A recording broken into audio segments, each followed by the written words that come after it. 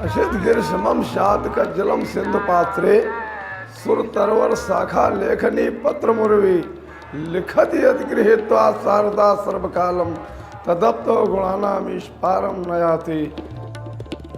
प्रभु श्री राम की नगरी अयोध्या की हर गली, हर घर में राम लल्ला के लिए लोरियां सुनाई देती हैं। करीब 8000 मठ मंदिरों के शहर के हर मंदिर की अपनी एक अलग मान्यताएं हैं, अपनी परंपराएं हैं। आज हम ऐसे ही एक मंदिर के बारे में आपको बताने जा रहे हैं, जिसकी स्थापना भगवान राम के पुत्र कुश ने की थी।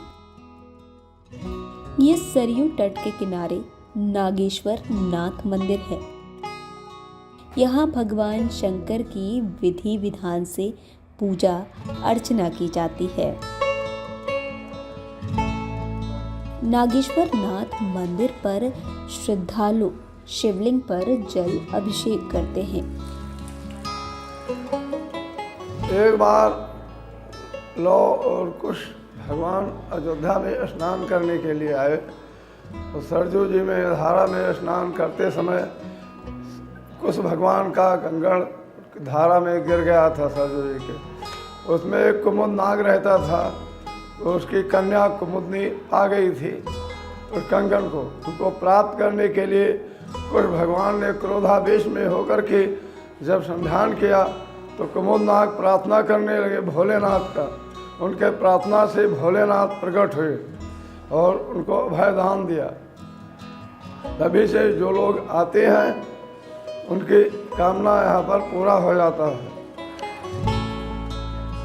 नागेश्वर नाथ मंदिर के बारे में बात करें तो इसकी स्थापना भगवान राम के पुत्र कुश ने की थी। ऐसी मान्यता है कि एक बार भगवान श्री राम के पुत्र कुश सरयू में स्नान कर रहे थे, तभी उनके हाथ का कड़ा नदी में गिर गया, जिसे काफी देर तक कुश ने ढूंढा, लेकिन वो नहीं मिला। वही सरयू में कुमुद नाम के नागराज रहते थे, जिन्हें वो कड़ा मिल गया और उसे ले जाकर उन्होंने अपनी पुत्री को दे दिया।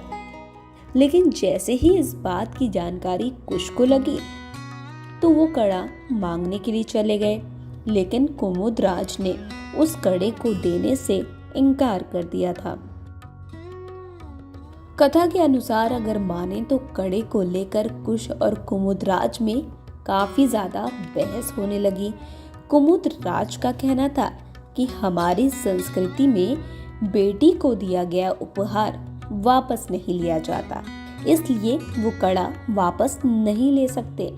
लेकिन कुश अपनी बात पर टिके रहे और वो अपनी बात पर अड़ गए। विवाद अब युद्ध की नौबत तक पहुंच गया था। कुश ने धनुष उठा लिया और पृथ्वी पर से नाग वंश के संहार करने की ठान ली। ऐसे में कुमुदराज ने भोलेनाथ से रक्षा की गुहार लगाई, जिसके बाद शिवजी प्रकट हुए और उन्होंने कुश को शांत कराया। भगवान भोलेनाथ ने कुश को शांत तो करा दिया था, लेकिन विवाद अभी भी जारी था। ऐसे में भगवान भोलेनाथ ने तीसरा रास्ता निकाला। उन्होंने कुमुद नाग की पुत्री कुमुदनी से प्रभु श्री राम के बेटे कुश की शादी कराने का विचार किया। इस रास्ते से समस्या का हल निकाला गया। वहीं जब सब कुछ संपन्न हो गया, तो जहां भोलेनाथ जी प्रकट हुए, वहीं पर कुश ने नागेश्वर नाथ मंदिर की स्थापना कर दी, जहां आज भी अयोध्या आने वाले श्रद्धालु मठ मंदिर में दर्शन पूजन के साथ ही यहाँ शिव जी को जल चढ़ाना नहीं भूलते।